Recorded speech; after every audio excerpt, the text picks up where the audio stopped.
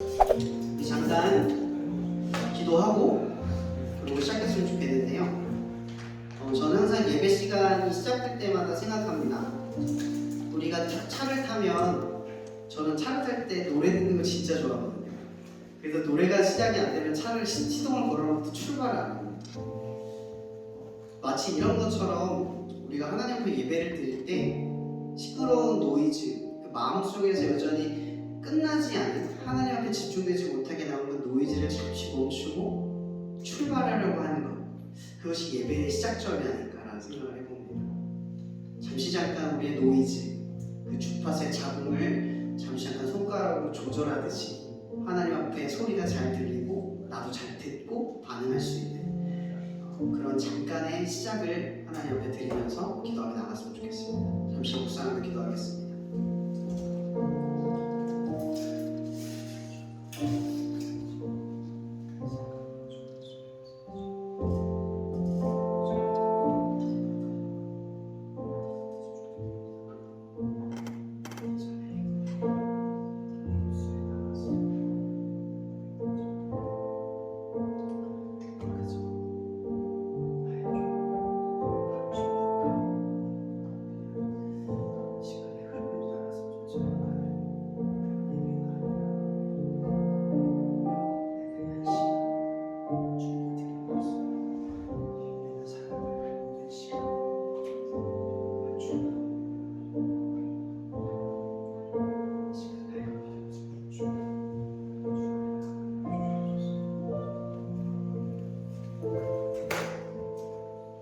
할렐루야. 여러분, 예배, 오늘 이 시험 기간인데 오늘 이 예배의 자리를 지켜주셔서 너무나 감사하고 축복합니다. 성경에 그런 말이 있죠. 안식일을 지키라. 이는 내가 거룩한 하나님이라. 여러분, 안식일, 주일과 조금 다른 개념이지만 주일 예배와 똑같은 얘기입니다. 이 안식일은 엄연히 말하면 모든 것을 멈추는 날입니다. 근데 왜 멈추느냐가 제일 중요합니다. 우리가 안식일에 멈추는 이유는 분주한 한 주의 일상 속에서 가장 놓치고 살았던 그분께 그 하루를 드리기 위해 멈추는 날입니다. 오늘 여러분의 수많은 공부의 시간 속에서 이 한 시간 하나님 앞에 멈추는 그런 축복의 열매가 있기를 바랍니다. 우리 사랑의 날을 부르며 찬양으로 나가겠습니다.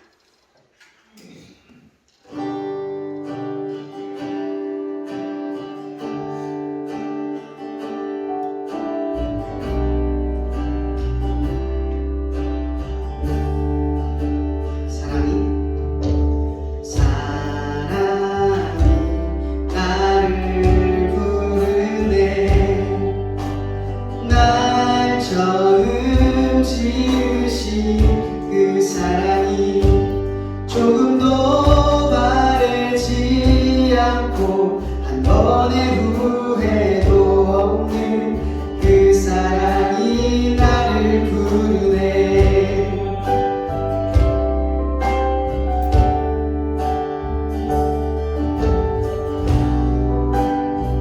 지금도 그 사랑이 우리를 부르고 계십니다.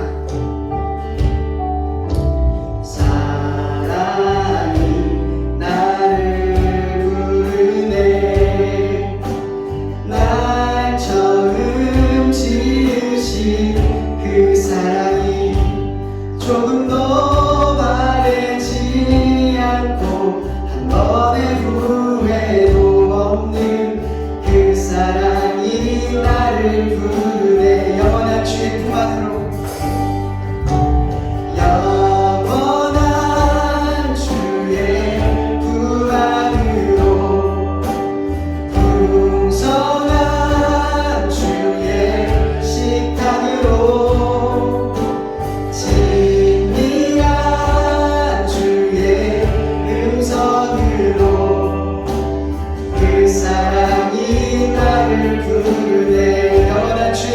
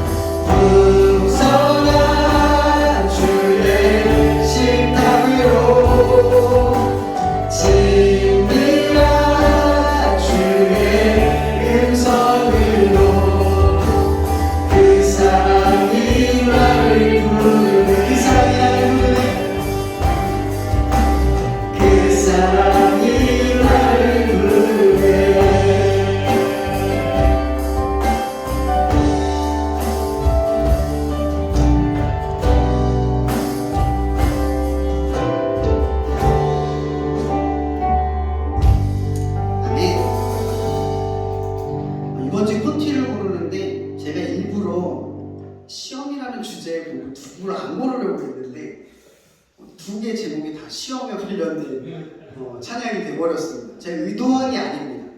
의도한 게 아닌데 그런 찬양이 됐는데 시험에 집중하지 마시고 이 시험이 그 시험이 아닙니다. 그 시험이 아니니까 그 시험에 집중하지 마시고 말씀 이 찬양의 가사에 집중해 주셨으면 좋겠습니다.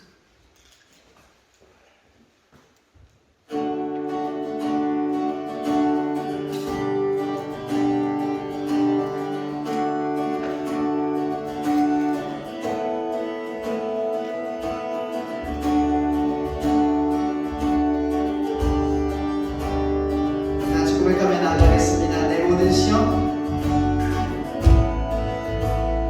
내 모든 시험, 무거운 짐을 주 예수 앞에 아뢰이며 근심에 쌓인 날 돌아보사 내 근심 모두 나한테 내 모든 괴로움 닥치는 환난 모든 괴로움 닥치는 바라 주 예수 앞에 아뢰이며 주께서 친히 날 구해주사 넓으신 사랑 베푸시 무거운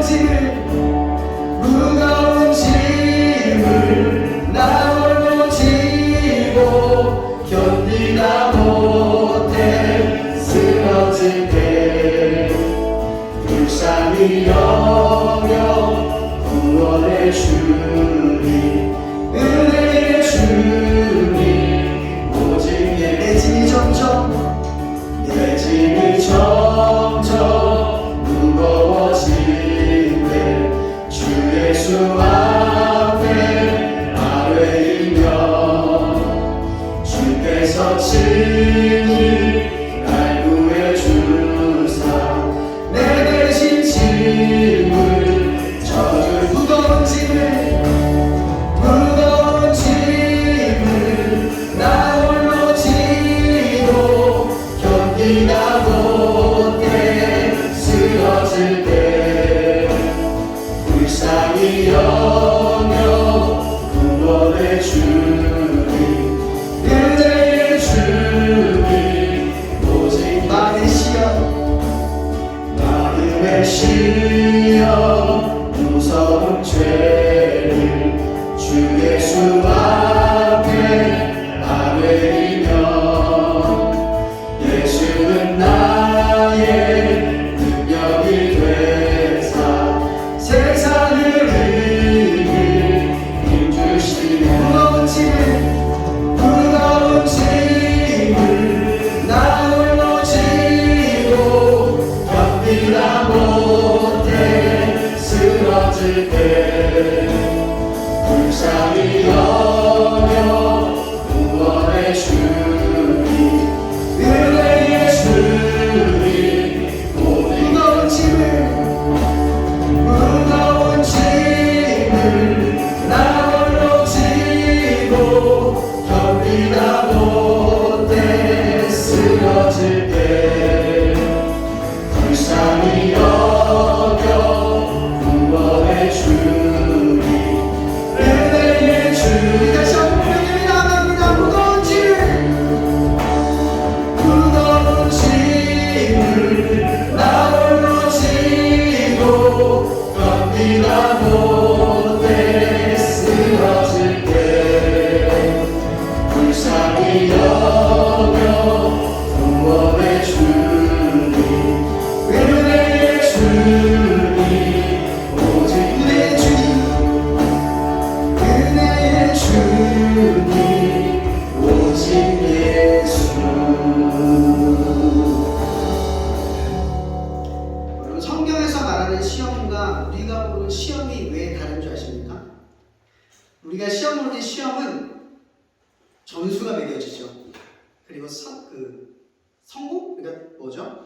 탈락과 성취가 결정이 나죠. 근데 하나님이 우리가 하는 시험은 드러내고자 하는 시험입니다. 때가 이르렀을 때 하나님의 시험이 닥치면 우리의 믿음이 어떠한가가 증명이 됩니다. 그래서 하나님의 시험은 항상 정확합니다. 그래서 우리가 바라볼 시험, 그러니까 여러분들이 보는 지금 시험 말고 하나님 우리의 삶에 주는 시험이 우리를 떨어뜨리기 위한 시험이 아니라 우리를 증명하기 위한 시험이라는 것. 그래서 어떻게 보면 여기 본 가사랑 무거운 짐을 표현하잖아요. 결과를 맡기라는 겁니다. 노력을 하지만 결과는 어떻게 될지 모르잖아요. 이런 시험의 성적, 결과 어떻게 될지 모르잖아요. 맡기면 두려움 없이 공부할 수 있을 거예요. 그런 기적이 여러분의 삶에 있기를 바랍니다. 그리고 끝으로 세상의 유혹 시험이라는 찬양으로 나아가겠습니다.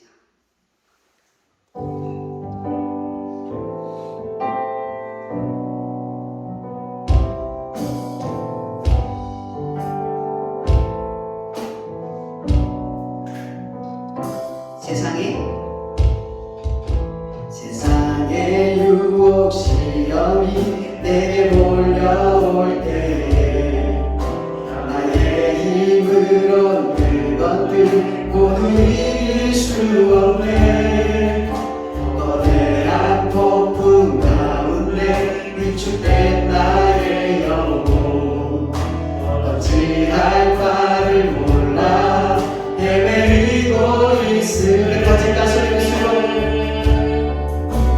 거짓과 속임수로 가득 찬 세상에서 어디로 갈지 몰라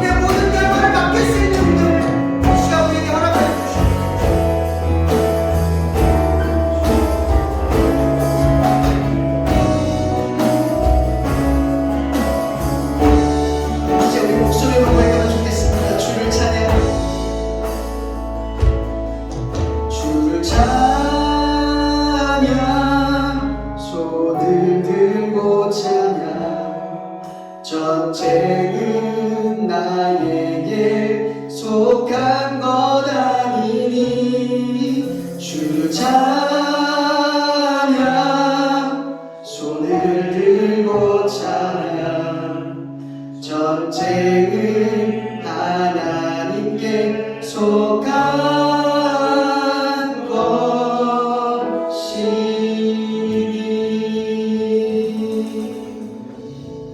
우리가 원래는 사도신경을 먼저 고백하고 시작을 해야 되는데 다시 이 시간 지금 잠깐 시간 대표기도 전에 사도신경 고백하면서 시작하겠습니다. 제가 드려준 그 주보 보시면 두 번째 장에 사도신경이 있습니다. 다 같이 고백하겠습니다. 시작. 나는 전능하신 아버지 하나님 천지의 창조주를 믿습니다. 나는 그의 유일하신 아들 우리 주 예수 그리스도를 믿습니다. 그는 성령으로 잉태되어 동정녀 마리아에서 나시고 본디오 빌라도에게 고난을 받아 십자가에 못 박혀 죽으시고 장사된 지 사흘 만에 죽은 자 가운데서 다시 살아나셨으며 하늘에 오르시어 전능하신 아버지 하나님 우편에 앉아 계시다가 거기로부터 살아있는 자와 죽은 자를 심판하러 오십니다. 나는 성령을 믿으며 거룩한 공교회와 성도의 교제와 죄를 용서받는 것과 몸의 부활과 영생을 믿습니다. 아멘.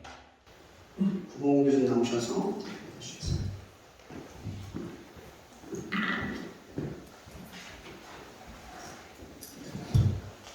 네, 기도드리겠습니다. 항상 때를 따라 우리의 필요를 채워주시는 하나님 아버지, 여러 쉽지 않은 상황 속에서도 캠퍼스 교회가 한 걸음씩 한 걸음씩 나아갈 수 있도록 해주시니 참 감사합니다. 비록 부족한 것과 어려운 것이 많으나 묵묵히 보여 예배와 찬양을 드릴 수 있게 인도하시니 감사합니다. 또한 때를 따라 도움의 손길이 미치게 하시니 또한 감사드립니다. 하나님, 앞으로 4년 동안 우리 대학을 이끌어 가실 윤성조 총장님이 임명되게 하심을 감사드립니다. 총장님이 품은 뜻 가운데 하나님께서 인도하여 주셔서 우리 대학이 발전하게 하시며 특히 하나님의 말씀과 능력이 넘쳐나는 대학 될 수 있는 비전을 주심에 감사드립니다. 또 끝날 것 같지 않았던 코로나로 인한 여러 모임의 단절이 이제는 없어져 이 캠퍼스가 활기가 넘치게 하심을 감사드립니다. 하나님의 축복이 우리 대학에 우리들 각자에게 충만함에도 불구하고 그 충만함이 하나님으로부터 인한 것이 아니라 우리의 힘, 우리의 능력, 그리고 우리의 기도로 인한 것으로 생각하는 교만함이 우리들 마음속에 깃들어 있음을 하나님 앞에 회개합니다. 조금씩 안정되어가는 상황들이 당연한 것으로 여기는 우리 마음 역시 하나님 앞에 회개합니다. 하나에서 10가지 모두가 하나님으로 인한 것임을 알지만 그것을 삶에 실천하지 못함 또한 고백합니다. 우리들의 회개 기도를 하나님 앞에 올려드니 용서해 주시옵소서. 하나님, 올 7월에 우리 대학에서 전국 대학 교수 선교대회를 개최하려고 합니다. 전국에서 모인 대학의 기독 교수들이 모여 함께 신앙의 성장과 확산을 위해 고민하고 기도하는 시간을 가지려 하오니 그 선교대회를 준비하는 모든 과정들을 하나님께서 주관해 주셔서 능력이 되고 은혜가 되는 시간이 될 수 있도록 인도해 주시옵소서. 또 코로나에서 벗어나니 그동안 잠잠히 있던 이단 사이비가 다시 활발하게 활동을 하고 있다고 합니다. 우리의 영혼들이 이단과 사이비의 미혹하는 말로 허투루지지 않도록 지켜주시며 또한 지와 명철로 하나님의 참된 진리와 미혹의 말을 구분할 수 있도록 인도하여 주시옵소서. 오늘 하나님의 말씀을 대언하실 황세현 목사님을 위해 기도합니다. 황세현 목사님이 하나님의 말씀을 묵상할 때 하나님의 뜻이 무엇인지를 명확하게 알게 하시고 하나님의 뜻을 한치의 오류도 없이 명확하게 전하실 수 있도록 붙들어 주시옵소서. 또한 황세현 목사님의 영과 육이 모두 강건하여 하나님이 일을 할 때 어려움 겪지 않도록 인도해 주시며 동력한 이들이 많이 생겨날 수 있도록 축복하여 주시옵소서. 황세현 목사님 입을 통해 하나님의 말씀을 듣는 우리도 모든 마음을 하나님을 향해 활짝 열어두어 전하시는 말씀 하나하나 모두에 아멘으로 화답하게 하시고 그것을 통해 우리 삶을 살아갈 힘을 얻도록 축복하여 주시옵소서. 이 모든 감사와 회개 및 간구를 우리를 악에 소원하신 예수님의 이름으로 기도드립니다. 아멘. 아멘.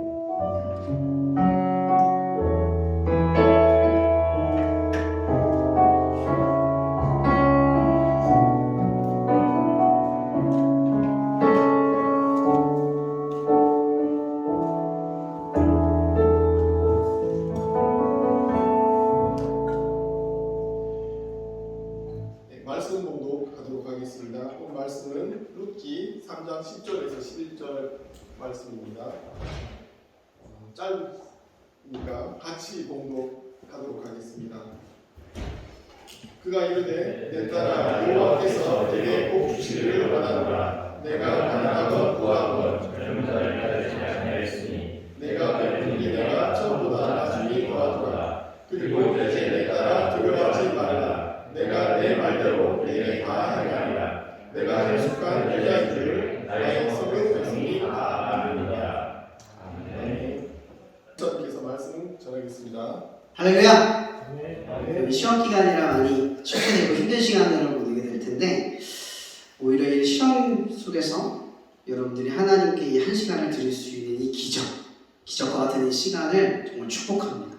이제 오늘 말씀을 나눌 텐데 여러분 릭 워렌 목사님 아시죠? 그 목사님이 저도 책 이름이 목적을 이끄는 삶 읽어보신 분들 있으실 거예요. 이게 구도자 예배라고 해서 유명한 예배를 드리시는데 또 이것도 이단 시비가 살짝 있긴 있지만 나름의 하나의 방향이라고 생각을 저는 개인적으로 하긴 합니다. 어쨌든 이 제목을 딱 보면 한쪽으로 치우칠 필요는 없어요. 하나님이 우리를 지을 때 반드시 목적이 있다. 근데 이 목적이 하나님의 목적이냐 아니면 세상에 어떤 무언가를 이루어야 하는 목적이냐에 따라서 이단 시비가 갈리는 거거든요. 하나님은 우리에게 목적이 있어요. 근데 모든 사람에게 목적이 동일하면서도 그 동일한 것을 통해서 보여주는 게 다른 거죠. 어떤 분은 어떤 직업을 다양하게 갖듯이 그러나 그 모든 직업의 통일성 하나의 목적은 하나님이 영광을 보이기 위해 우리에게 재능과 실력과 위치와 직분, 자리를 주시는 거라는 거죠. 오늘 말씀의 주제는 그래서 목적이 이끄는 삶이라는 주제를 가지고 전하려고 합니다.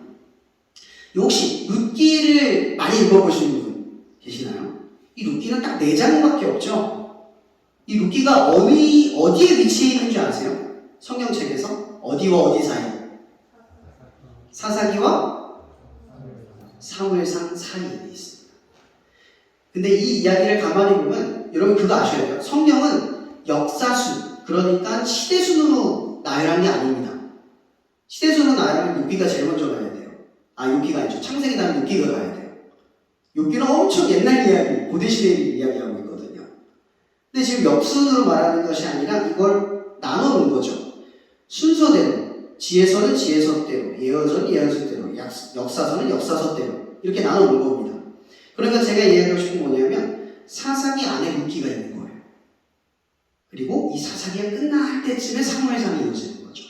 엄연히 말하면 시대상하고 다 묶여 있는 거예요. 여호수아도 그 수에 묶여 있는 거죠. 신명기도 애매하게 묶여 있는 거예요. 어쨌든 성경은 시대순으로 보면 이 룻기는 이 사사 시대의 어느 한 도시가 아닌 시골 마을의 이야기라는 겁니다. 사사가 뭐죠? 저티스라고 하는데 판단관, 그러니까 판관, 뭔가를 가르치고 결정하고 또 뭔가를 이끄는 그 역할을 하는 사람을 사사, 그 당시 사사라고 이야기를 합니다. 삼손만 대표적으로 떠올리면 삼손이 얼마나 대단한 사람이라고 성경은 기록하고 있죠? 위대하죠? 어마무시한 사람이죠. 힘이 얼마나 센지 블레셋 사람들이 죽이지를 못합니다. 묵지를 못해요. 무서워서 엄두를 내지도 못합니다. 기도원은 또 얼마나 대단합니까? 겨우 300명 가지고 수많은 군대를 물리칩니다. 이따가 얼마나 대단합니까? 이 밖에도 수많은 12명의 사사들은 다 대단했습니다. 그런데도 불구하고 사사기 21장 25절에 보면 그의 마무리를 성경은 이렇게 기록하고 있죠. 그때의 이스라엘의 왕이 없으므로 어떻게 해요? 각자의 옳은 소견대로 행하더라. 근데 이게 사사기의 결말입니다. 여러분 사사기는 성공한 사람들의 이야기입니다. 사실 엄연히 말하면 대단한 능력과 재능을 가진 사람들의 이야기입니다. 그 시대를 얼마나 풍부했는지 사람들이 이 영웅들을 얘기하면 다 알 정도로 대단한 시대를 보낸 거죠. 저는 사실 예전에 교육전도사 때 그 큐티즘이라고 했나요? 그걸 가지고 아이들을 교육했던 적이 있었습니다. 그때 12사사에 대해서 그 사사의 그 성공과 업적, 그들이 왜 선택받았고 왜 성공했는지 어떻게 이겼는지 그걸 가르쳤을 때가 참 부끄러워요. 그때는 왜 그렇게 생각했는지 모르겠습니다. 아무렇지 않게 받아들였어요. 지금 성경을 읽다 보니까 알게 됐어요. 사사기의 목적은 입다처럼 되라, 기드온처럼 되라가 아닙니다. 그 시대가 그럼에도 망한 이유가 뭐냐는 거죠. 능력과 실력과 재능으로 구원되지 않는다는 거예요. 사사기에서 얘기하고 싶은 건 능력과 자질과 어떤 성취와 성공이 아니라 그때에 뭐가 없어서 이스라엘, 이 하나님을 왕으로 부르는 자들이 없어서 망했다. 그 얘기를 하고 있는 거예요. 그럼 사무엘상은 어떤 이야기로 출발하고 있죠?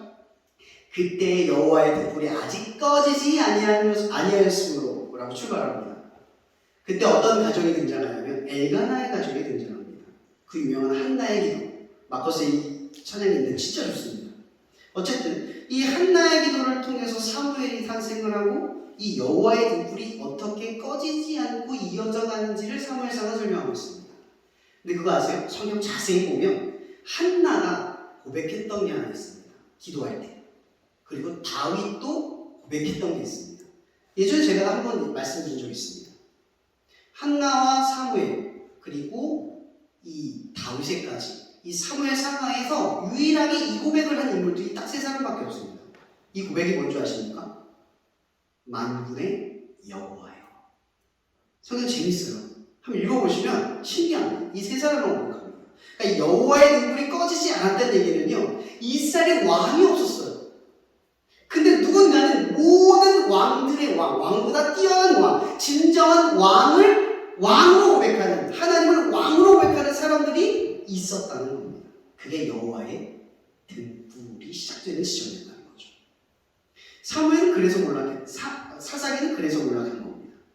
그리고 사무엘상은 다시 시작이 되는 거죠. 그리고 이 두 이야기 사이에 뭐가 있다?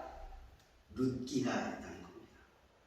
그럼 이제 제가 뭘 말씀드리려고 하는지 어느 정도 진정은 갈 겁니다. 룻기가 있는 이 지점은 뭐냐? 바로 여호와를 왕으로 부르던 어떤 한 시골의 이야기. 사실 근데 룻기에서는요, 만구의 여호와라는 표현은 없습니다. 그런데 만구의 여호와로 바라보며 살아갔던 사람들의 이야기가 있다는 거죠. 사사기에 나오는 12 영웅들의 이야기를 한번 봅시다. 사무엘이랑 삼손 예를 들겠습니다. 삼손, 태어날 때부터 나실인이었죠. 근데 그 나실인이었던 삼손은 하나님의 말씀, 즉 아버지가 얘기했던 너가 나실인으로서 하나님의 선택된 받은 자로서 살아가라는 그 말을 얼마나 우습게 여겼는지, 잠깐 미디안, 그 블레셋 땅으로 놀러 간 다음에 여자를 보고 좋아해요. 그 돌아올 때 죽은 사자, 시체 안에 있는 벌꿀을 먹죠. 그러고 성경에 뭐라고 되어 있는 줄 아세요? 부모님께 말하지 않았다 이렇게 돼 있어요. 왜 말하지 않았을까요? 여러분 알고 있죠? 신명기, 민수기, 레위기에 설명하고 있는 이야기. 나실이는 절대 손대지 말아야 될 몇 가지가 있습니다. 독주와 포도주, 그리고 시체. 그러니까 이 시체를 삼손이 말하지 않는 이야기는 뭔 얘기냐면, 선택을 하나님이 했지만 아버지에게 감춤으로써 하나님의 말씀을 소홀히 여겼다. 그러니까 뭐예요? 삼손은 능력과 실력, 하나님의 선택은 받았지만 하나님을 왕으로 받아들이지 않았다. 그 얘기가 되는 겁니다. 사사기의 수많은 영웅들은 계속 그런 걸 반복해요. 하나님이 선택하고 능력을 줘요. 심지어 기드온의 이야기는 유명하지 않아요? 양털이 젖고 이 풀이 젖는 그 이야기. 그렇게까지 하나님이 역사에서 그를 설득해서 하나님을 세우셨어요. 심지어 이 기드온이 300명을 가지고 이기도록 하셔서 하나님이 이길 수밖에 없는 그 능력을 경험하게 하셨어요. 근데 기드온의 말로는 하나님을 왕으로 인정한 결과물이 아니었어요.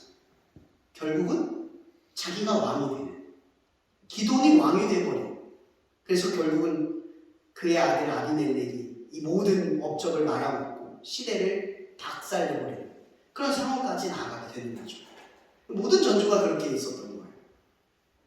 그런데 사사기의 시대는 능력과 재능으로 세우려고 했던 수많은 사람들이 결국은 여호와를 왕으로 바라보지 않는 그 시대였다는 거죠. 즉 이렇게 얘기하면 돼요. 하나님의 말씀을 가볍게 여겼다. 근데 그 가볍게 여겼다는 건 이렇게 생각하시면 돼요. 하나님이요, 너 블레셋을 붙이라! 근데 그걸 가볍게 여겼다는 게 아닙니다. 아까 삼손 예를 들었죠. 삼손이 가볍게 여긴 게 뭐예요? 겨우 십체 안에 있는 부정한 것을 대지 말라는 거죠. 이건 대단한 거 아니죠? 하나님의 말씀은 대단한 게 아니에요. 우리가 볼 때 그냥 십체 안에 있는 벌꿀을 먹었을 뿐이에요. 그걸 어긴 게 큰 문제라는 거죠. 마찬가지로 우리가 아담과 하와가 선악과를 먹은 문제를 그것 때문에 우리가 이렇게 힘들게 살잖아요. 시험도 보고 이게 원망할 수도 있어요. 근데 왜 그렇게 큰 죄일까? 큰 죄죠. 성경이 이야기하는 것들은 다 은유와 비유예요. 아담이라는 이름은 원래 인류라는 뜻이에요. 오와. 그러니까 아담은 모든 인류의 원모습을 보여주고 있는 거죠. 그러니까 우리가 하나님을 무시하는 것, 그건 아주 사소한 말씀으로부터 시작된다는 거죠. 또 우리의 착각을 죄를 지을 때 문제가 생기죠. 그럼 그리스도인들에게 있어서 죄는 이미 예수가 해결한 문제예요. 우리에게 문제는요, 예수를 믿고 난 뒤의 문제죠. 뭐예요? 예수를 믿었는데 말씀을 쉽게 슬픈다는 거죠. 여전히 말씀을 가볍게 생각한다는 거죠. 그게 우리의 문제예요. 여러분, 그리스도인들은 아직 죄 문제로 싸울 때가 아닙니다. 이미 그건 넘어간 문제예요. 제가 예전에 많이 가르치는 건데 예배 시간에 다리 꼬는 문제를 가지고 고민할 필요가 없어요. 예배를 집중하면 다리는 내려가게 돼 있어요. 다리를 꼬지 말라는 생각을 계속합시다. 그럼 예배 내내 꼬지 말아야지. 꼬지 말면 예배가 어떻게 되겠어요? 안 드려지는 거예요. 마찬가지로 내가 죄를 안 지어야지 안 지어야지. 그건 종교입니다. 계속 그 생각만 하는 거예요. 기독교는 반대로 얘기하는 거예요. 하나님만 생각해라. 하나님만 말아봐. 뭐예요? 그럼 죄가 자동적으로 하나님 이대로 내려간다. 근데 우리는 자꾸 종교적으로 말하거든요. 그러니까 사사기의 수많은 사람들은 하나님 앞에 선택받고 하나님을 위해 살아간다는 수많은 말 앞에서 결국 이렇게 살아간 거예요. 하나님을 바라보고 산 게 아니라 나의 의지와 노력으로 하나님을 바라보시더라는 거죠. 그 결말, 그게 사사기의 이야기입니다. 이제 룻기로 넘어가는 거예요. 룻기가 아까 사무엘상의 전조라고 얘기했죠. 엘가나의 가족의 전조예요. 그러니까 이 룻기 이야기를 가만히 시작하면 이런 거죠. 이 룻기의 시어머니의 이름 뭐죠? 나오미, 기쁨이라는 뜻입니다. 근데 이 나오미가 엘리멜렉, 그 남편 이름이 엘리멜렉이에요. 뜻이 뭔지 아세요? 하나님은 나의 아버지다라는 뜻이에요. 근데 어디죠? 이 가나안 땅에 기근이 생겨요. 베들레헴 땅에. 근데 어디로 갔냐? 모압 땅으로 간 거야. 기가 막히죠? 보통 유대인의 이름은 그의 정체성인데 하나님은 나의 아버지다고 말하는 그 이름을 가진 엘리멜렉이 나오미를 이끌고 어디로 가요? 모압 땅. 하나님이 가지 말라고 하는 땅으로 가요. 그래서 어떤 일이 벌어지냐? 엘리멜렉이 죽습니다. 그의 아들 말년과 기론도 죽습니다. 근데 하필 그때 오르바랑 룻이 결혼을 하죠. 거기는 모압 땅이니까 모압 여인과 결혼을 한 거예요. 하나님이 제일 싫어하는 거, 통혼. 그걸 하는 거죠. 하지 말라고 했던 그 모든 걸 다 해서 그런 일이 벌어졌어요. 그렇게 하다가 이 나오미가 절망에 이르게 됩니다. 이 아브라함도 하란 성을 왜 떠났죠? 자녀가 없어서. 소망이 없어서. 제가 한번 말씀드렸죠. 소망이 없어서 떠나는 거예요. 하나님밖에 답이 없는 거죠. 그러면 이 지금 나오미에게 답은 뭐예요? 하나님밖에 없는 거예요. 돌아갈 곳이 하나님밖에 없는 거죠. 그래서 어쩌면 이 나오미가 베들레헴으로 돌아가는 건 하나님밖에 없어서 돌아가는 거예요. 그런데 중요한 건 이거죠. 하나님밖에 없다고 해도 그의 삶은 절망적이에요. 아들이 없어요. 성경을 예로가 보면 이런 얘기가 있죠. 나오미가 두 며느리를 권면합니다. 돌아가라. 너 아직 젊으니까 다시 세상을 시작해. 그게 좋아. 나 따라와봐야 아들도 없어. 돌아가면 아무 소망이 없어. 그래 돌아가. 아주 그럴싸한 말이죠. 맞는 말이죠. 근데 오르바가 그 말을 듣고 돌아갑니다. 근데 룻이 그 말을 듣고 떠나지 않아요. 계속 따라오는 겁니다. 그래서 나오미 한 번 더 얘기하죠. 가. 소망이 없어. 아들이 없다니까? 돌아가. 아직 늦지 않았어. 근데 룻이 이런 말을 합니다. 어머니 하나님이 나의 하나님이 되고 어머니의 백성이 나의 백성이 될 것입니다. 라고 고백을 하면서 누구를 쫓아가요? 나오미를 쫓아갑니다. 분명 여기까지의 룻의 믿음이 어느 정도인지는 우리는 짐작할 수 없어요. 그러나 우리가 한 가지 짐작할 수 있는 건 엘리멜렉의 가정은 믿음의 가정이었다는 겁니다. 믿음의 가정이라는 건 어느 지방을 가든 하나님을 예배하고 제사하는 가정이라는 거예요. 지금도 유대인들은 디아스포라, 흩어져 있는 사람일지 몰라도 가정 속에서는 계속 예배를 드리죠.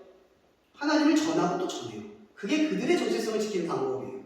그러니까 엘리멜렉의 가정도 먼 타지에 있다가 할지라도 하나님에게 끊어진 건 아니라 하나님의 가정을 이루지만 이방인의 방식을 쫓아갔다는 것 뿐인 거예요. 큰 죄악이긴 하죠. 그러니까 이 룻과 오르바는 하나님의 은혜와 말씀의 영향 아래에 있다는 거예요. 그 가르침 아래에 있다는 거죠. 전혀 하나님과 무관한 인생을 살았던 건 아니라는 거예요. 근데 오르바는 합리적인 선택을 쫓아갔고 룻은 하나님을 쫓아간 거예요. 근데 가만히 생각해보면 이런 생각도 좀 들어요. 만약 이 나오미가 베들레헴에 돌아갈 때 자기 이름을 바꿔 부르죠. 뭐라고 부르죠? 마라. 이 마라는 썩은 물.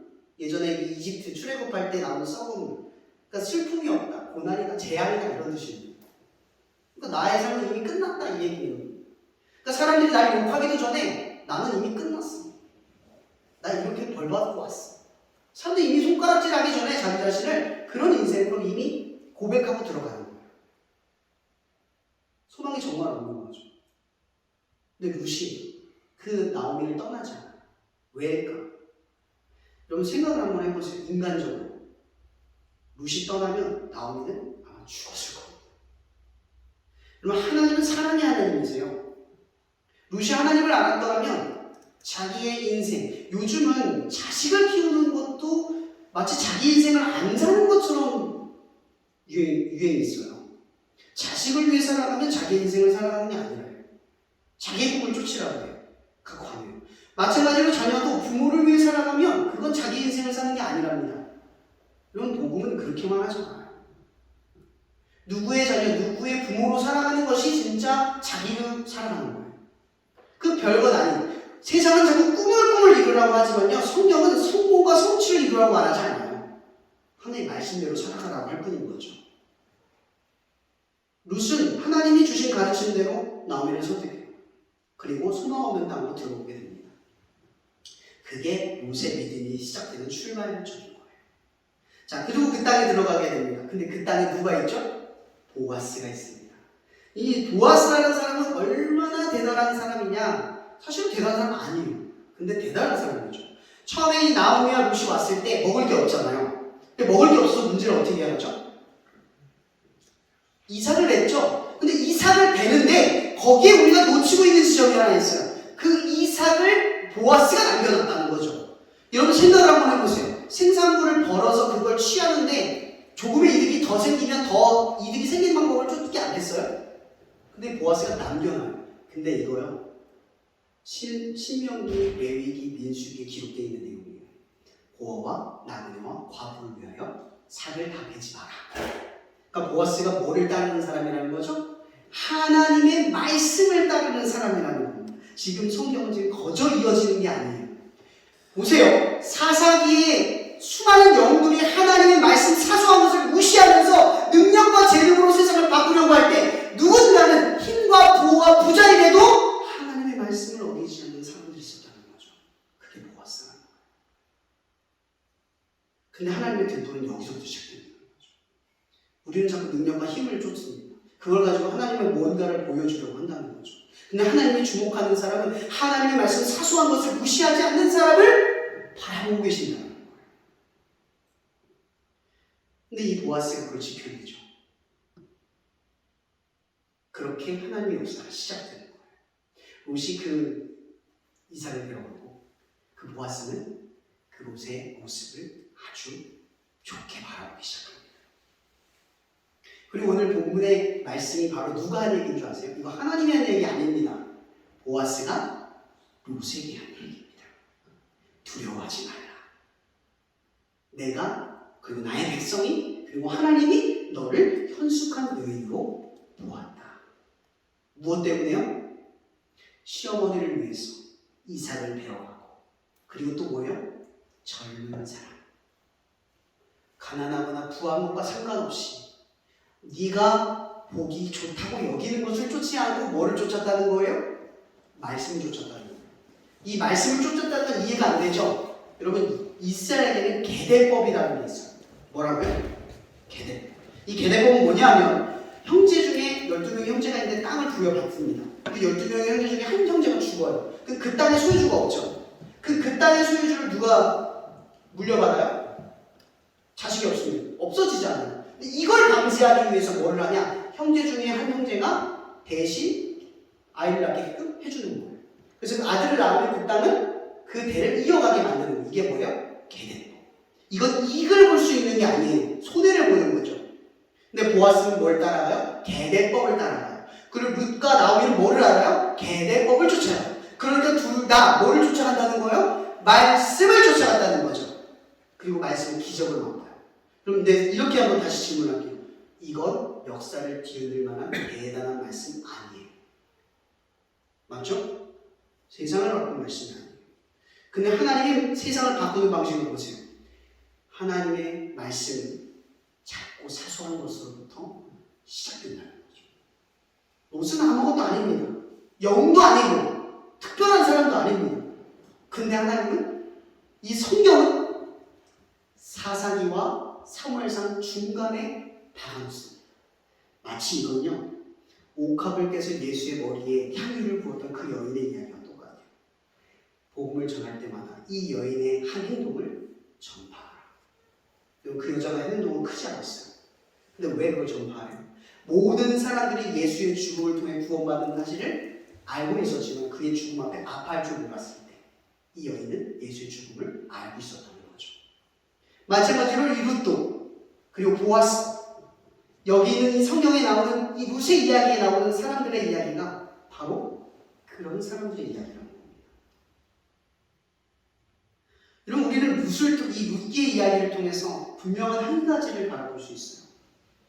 제가 얼마 전에 그 예배를 듣는데 한 친구가 그런 얘기를 하더라고요. 저도 여기 학교 출신이잖아요. 산업대 출신이었거든요. 근데 제가 1, 2학년 때 예수를 믿지 않았습니다. 군대를 갔다 오고 나서 예수를 믿었어요. 근데 처음에 학교를 들어왔을 때 거의 공고해서 학교를 많이 오다 보니까 애들이 공부를 잘 못했어요. 그래서 대부분 이제 책을 펴서 보는 수업 시험도 많이 보고 컨닝을 정말 문화처럼 했습니다. 당연한 문화처럼. 근데 정말 제가 근데 예수를 믿었어요. 3학년 때. 그리고 예수를 믿고 나서 제가 감화한 게 하나 있었어요. 제가 예전에 한번 제가 제 성적 말한 적 있죠. 2.8점입니다. 근데 전 자랑스러워요 사실. 왠지 아세요? 전 1, 2학년 때 컨닝을 했잖아요. 그때는 성적 잘 나왔어요. 웬만큼 나왔어요. 근데 3, 4학년 때 저는 한 번도 주간을 다녀본 적이 없어요. 시작 대학원 줘서 대학원을 다녔어요. 일을 항상 해야만 했어요. 집이 정말 가난해서. 근데 공부할 시간이 정말 없어요. 근데 대학을 다니는 것도 제가 의지대로 다니는 게 아니라 할머니 할아버지가 장남이니까 가라고 해서 가는 거예요. 근데 하나님을 믿고 나니까 컨닝을 못하는 거예요. 왜? 하나님의 말씀이 그렇잖아요. 그럼 컨닝 안 하는 건 사소한 말씀이잖아요. 그게 뭘 바꿔요? 우리를 바꿔요? 세상을 바꿔요? 아니요, 못 바꿔요. 근데 하나님이 컨닝을 하게 하는 마음을 바꾸는 거예요. 싫어지는 거죠. 이건 문화였어요. 저는 그게 잘못인 줄 몰랐어요. 근데 하나님을 믿게 되고 하나님의 말씀을 듣게 되니까 컨닝을 못하게 되는 거예요. 제 안에 먼저 무슨 기적 같은 게 일어나는 거죠. 그래서 제가 그때 시험을 봤는데 공업수학인가요? A풀 맞았습니다. 나머지 다 DDDD. 하나에만 오기로 했어요. 시간이 없어서. 근데 F는 안 맞았습니다. 교수님들이 많이 자비가 넘치셔서 그래서 쓰기만 하면 점수를 주신다고 하셔서. 근데 그런 일을 겪고 나서 제가 얻었던 게 하나 있었어요. 여러분 세상의 방식 이렇게 쉽게 가면요 성적 잘 나올 수 있어요. 근데 그게 습관으로 굳어지면 어떤 일이 벌어지는 줄 아세요? 노력할 줄 모르게 돼요. 노력할 줄 모르는 인생은 어떻게 되는 줄 아세요? 문제가 생기면 포기합니다. 근데 그때 제가 공업사업 A부를 맡았을 때 겪었던 제가 경험했던 게 있어요. 뭔 줄 아세요? 할 수 있구나 했어요. 저는 수학을 진짜 못했거든요. 저는 10점 이상을 넣어본 적이 없습니다. 고등학교 때. 근데 공업수업을 하나만 뒤를 파가지고 외워가지고 했는데 A부를 맡고 나서 되는 거구나를 처음 배웠어요. 근데 저 그때 하나님한테 배운 게 있었어요. 여러분, 성적은 지나가면 올라갈 때도 있고 떨어질 때도 있어요. 맞죠? 근데 노력하는 습관은요, 갈수록 늘어나더라고요. 그러니까 노력하는 습관을 잃어버리면 점점 떨어지더라고요. 우리는 롯기의 이야기를 통해서 한 가지 배워야 될 게 있어요. 그게 뭔지 아세요? 하나님의 말씀은 사소하지만 지킬 때 능력이 시작된다는 거죠. 근데 우리가 하나님의 말씀을 어떤 건 작고 어떤 건 크게 여기면서 이것 정도는 무시하고 넘어갈 때 믿음이 떨어진다는 거예요. 이게 우리의 믿음의 현주소라는 거죠. 우리는 기억해야 합니다. 세상을 바꾸는, 그리고 나를 바꾸는, 내 삶을 역변하게 만드는 작은 여호와의 등불은 아주 작고 사소한 말씀을 붙들고 시작한 것으로부터 시작된다는 겁니다. 그리고 여러분들에게 도전을 주고 싶습니다. 여러분이 가장 무시했던 말씀부터 붙드십시오. 여러분이 가장 무시했던 삶의 지점부터 붙으십시오. 하나님의 등불은 크기와 작은 상황의 높이와 상황에 따라서 가늠되지 않는 이 작은 것에 충성될 수 있는 사람에게 시작된다는 걸 기억하십시오. 그리고 이 말씀 아시죠? 작은 것에 충성된 자가 큰 것에 충성된다. 여러분, 하나님의 말씀은 작고 금이 없습니다. 하나님의 그 말씀을 작게 보고 어떤 것을 작게 보는 건 하나님을 작게 보는 겁니다. 하나님을 크게 보면 내가 무시할 만한 말씀조차도 크게 봅니다. 여러분, 저는 아까 작은 간증을 했죠. 컨닝을 하지 않는 것. 여러분에게 똑같은 도전을 하라고 이게 죄악이다 말하고 싶은 건 아닙니다. 제가 말하고 싶은 건 자꾸 사소한 우리의 일상이 바뀔 때 루세 이야기가 될 수 있다는 겁니다. 하나님이 중요한 인생으로 여기는 그 인생이 여러분의 인생이 될 수 있다는 겁니다. 룻, 그는 모압 여인입니다. 그리고 신명기 민수기에 이렇게 말합니다. 모압 여인과 암몬 여인은 여호와의 총에 영원히 들어오지 못할 것이다. 그러나 들어왔습니다. 무엇으로? 말씀으로. 여러분, 말씀으로 들어오십시오. 그리고 시험을 보는 그 모든 시간들 속에서 말씀으로 살아내십시오. 기도하고 마치겠습니다. 사랑해 주님 감사합니다. 오늘 우리가 롯기의 말씀을 들으며 하나님 앞에 나아갑니다. 하나님, 롯의 인생을 보며 우리의 인생이 이와 같기를 원합니다. 우리의 삶은 보잘것없는 삶의 사소한 것들을 하나님의 말씀을 지켜가고자 싸우고 있지만, 하나님, 우리는 그 싸움을 정말 중요하고 심도 있게 바라보지 못하고 어떨 때는 무시하고 어떨 때는 가볍게 넘겨버리는 그러한 우리의 연약함이 있었습니다.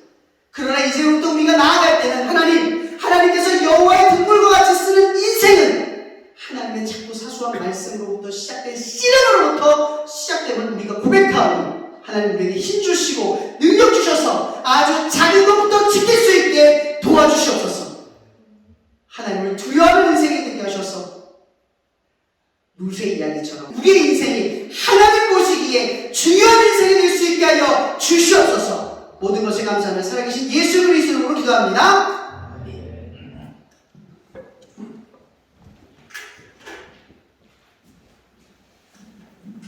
네, 도원 기도 드리도록 하겠습니다. 사랑과 은혜가 많으신 하나님 아버지, 감사와 찬양을 드립니다. 우리에게 생명 주시고 자녀 삼으시고 우리 삶을 인도하여 주셔서 감사를 드립니다. 이 세상 모든 만물을 위해서 우리가 있게 하시고 지배하며 즐기며 하나님 바라보게 하시니 감사를 드립니다. 오늘 예배 순서에 따라서 가지고 온 예물을 주님께 드렸습니다. 우리 저금한 것을 드렸지만 하나님께서 크게 사용하여 주셔서, 그리고 드려진 손길마다 주께서 축복하시고 인물질이 사용되는 곳마다 생명이 다시 살아나는 역사가 있게 하여 주시길 간절히 바라고 납니다. 감사하고 예수님의 이름으로 기도드리겠습니다. 네, 광고 드리도록 하겠습니다. 먼저 지금 시험 기간 중에 있는데요. 참가하는 학생들 좀 잘 볼 수 있도록 우리 응원의 박수 한번 보내도록 하겠습니다. 그리고요, 우리 교수님, 강영민 교수님께서 예배 스케줄을 잡기가 되게 힘들다고 말씀하십니다. 교수님들께 부탁드리는데 예배 봉사 자원하셔가지고 기도 그리고 사회 봉사 참여해 주시면 감사드리겠습니다. 그리고 또 뭐 있나요? 오늘 도시락 준비되어 있다고 합니다. 오늘 나눔 교재는 없고요. 가실 때 도시락 받아 가시기 바라겠습니다. 시험 잘 치시고 또 다음 주 뵙도록 하겠습니다. 항상 교회에서 그렇게 있죠. 성도들에게 권면을 할 때 꼭 권면을 분들이 안 오세요. 얘가 어디든 분들입니다. 그래서 잘하는 분들이 맨날 혼나요. 여러분들 혼나는 게 축복입니다. 잘한다는 친구죠. 축도하고 마치겠습니다. 이 시간도 우리를 사랑하시는 하나님의 사랑과 그 무엇으로도 끊을 수 없는 그리스도의 은혜와 날마다 우리에게 말씀의 사소한 것으로부터 하나님의 말씀을 붙들고 살아가는 우리들의 씨름을 이기게 하실 성령님의 교통 역사하시니 그리하여서 하나님의 계획 속에서 우리가 우리보다 우리 생각을 뛰어넘는 하나님의 성취를 맛보게 하실 예수 그리스도의 축복이 날마다 우리의 삶 속에 있기를 축원하며 기도하옵나이다. 아멘.